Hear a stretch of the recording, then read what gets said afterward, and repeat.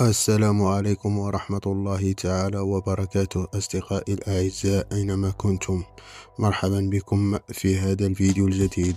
نتعرف في هذا الفيديو عن 3 ملاعب جديدة وعصرية في المغرب. وأول ملعب هو ملعب الحسيمة، يقع في منطقة أيت قمرة. وشيد هذا الملعب على مساحة تقارب 20 هكتار، بقيمة إجمالية تقدر بحوالي 350 مليون درهم. والملعب يتوافق مع معايير الاتحاد الدولي لكرة القدم فيفا.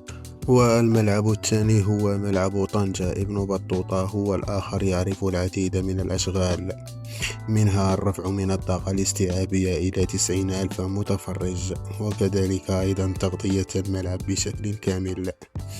وقدرت أشغال تهيئة ملعب طنجة بقيمة إجمالية تقارب 20 مليار سنتيم، وهو أيضا يتوافق مع شروط الفيفا.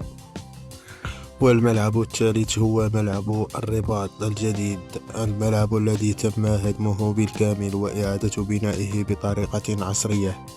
سيكون الملعب مغطى أيضا بشكل كامل وبطاقة استيعابية أكبر تتراوح بين 65 و 70 ألف متفرج، بقيمة إجمالية حوالي 23 مليار سنتيم، متوافق أيضا مع شروط ومعايير الاتحاد الدولي لكرة القدم. إذا كان هذا هو جديدنا، انتظرونا في الحلقة القادمة بإذن الله. شكرا لكم.